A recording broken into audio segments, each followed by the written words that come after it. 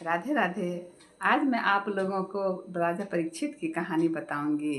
परीक्षित अभिमन्यु और उत्तरा का पुत्र था और अर्जुन का पौत्र था। महाभारत का युद्ध समाप्त हो चुका था, चारों ओर सन्नाटा था, लेकिन अश्वत्थामा का क्रोध शांत नहीं हुआ था। उसने धोखे से पांडवों के पांचों पुत्र को मार दिया था।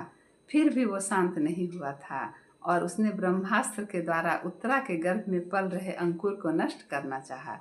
तब श्री कृष्ण ने गर्भ में उस बच्चे की रक्षा की थी। वो बच्चा इतना भाग्यशाली था कि माँ को देखने से पहले उसने प्रभु का साक्षात्कार किया था। इस तरह परीक्षित का जन्म हुआ। जन्म के बाद ऋषि धौम्य और कृपाचार्य ने उसका भविष्य बताया। उन्होंने कहा, ये बालक बहुत ही धर्मात्मा निकलेगा, इसमें बहुत ही गुण होंगे, लेकिन इसकी अंतिम समय में मृत्यु एक नाग के डसने से हो जाएगी। एक ऋषि का श्राप लगेगा और 7 दिनों के भीतर ये देह त्याग देगा। उसके बाद कलयुग का आरंभ होता है। राजा परीक्षित तो बहुत ही धर्मात्मा थे। जब अर्जुन जाने लगे तो उन्होंने उसका राज्याभिषेक कर दिया और वो अच्छी तरह राज्य चला रहा था।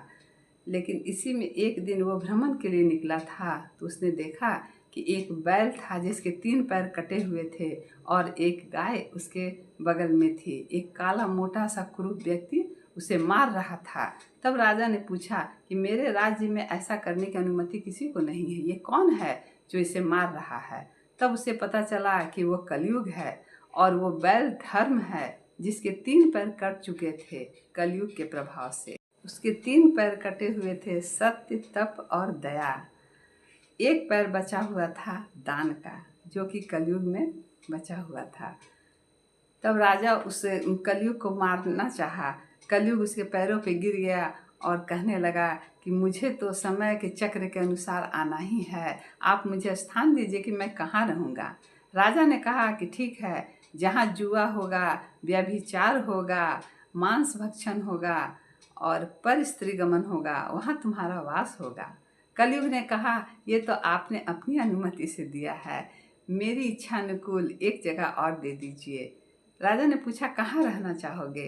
तो उसने कहा, मैं स्वर्ण में रहना चाहूँगा, सोने में मेरा वास हो। राजा ने कहा कि ठीक है। इसके बाद राजा एक दिन वन की तरफ जा रहा था तो वो अपने सिर पे सोने का मुकुट पहना था। वो सोने का मुकुट जरासंध का था जिसने भीम ने युद्ध करके जीता था।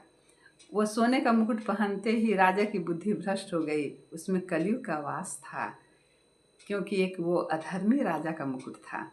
जब वन की तरफ गए तो वो अपने साथियों से बिछुड़ गए और बिछुड़ने के बाद उसे बहुत जोर से प्यास लगी तो वो सम्यक ऋषि के आश्रम में पहुँचे। उस समय ऋषि समाधि में लीन थे, मगर राजा को इतनी जोरों से प्यास लगी थी कि उसने उस ऋषि से बार बार पानी मांगा। जब उन्होंने नहीं दिया तो राजा की तो बुद्धि कलयुग के कारण भ्रष्ट हो ही चुकी थी। वो एक मरे हुए सांप को उसके गले में डाल दिया और वहाँ से चला गया।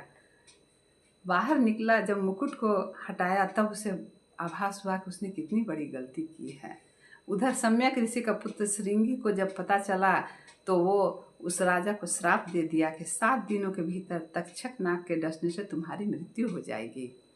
जब सम्यक ऋषि को पता चला तो उसने अपने पुत्र को बताया कि वो बहुत धर्मात्मा राजा है, तुम्हें ऐसा नहीं कहना चाहिए था, लेकिन श्राप तो लग चुका था। जब राजा को पता चला तो वो अपना राज्य अपने पुत्र जन्मजय को देकर वन की तरफ चला गया। तो वन न जाकर वो गंगा जी की तरफ गया। गंगा जी में उन्हें सुखदेव महाराज से भेंट हुए। सुखदेव जी से उन्होंने पूछा कि जब किसी इंसान की मृत्यु निकट हो और उसे पता हो तो उसे क्या करना चाहिए? तब सुखदेव जी महाराज ने कहा कि उसे भागवत का श्रवण करना चाहिए।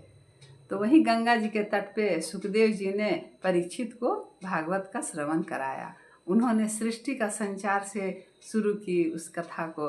जब पृथ्वी भी नहीं था, आकाश भी नहीं था, विष्णु भगवान भी जाकर सोए हुए थे तो उनके नाभि कमल से ब्रह्मा जी का अवतरण हुआ और ब्रह्मा जी ने हजारों वर्ष के तपस्या के बाद सृष्टि का सृजन का जान पाए और उन्होंने सृजन करना शुरू किया था। इसके बाद 7 दिन तक भागवत कथा की जितनी भी कहानियाँ थी सुखदेव जी ने कह सुनाई। अंत में 7वें दिन राजा परीक्षित का तक्षक नाग के डसने से मृत्यु हो गई और वो भगवान के धाम चले गए। इस तरह उनकी मुक्ति हो गई। तो आज की कथा समाप्त हुई। अगली बार फिर मैं एक नई कथा के साथ भगवान के अवतारों के साथ मैं आऊँगी, एक एक कर आप लोगों को बताऊँगी।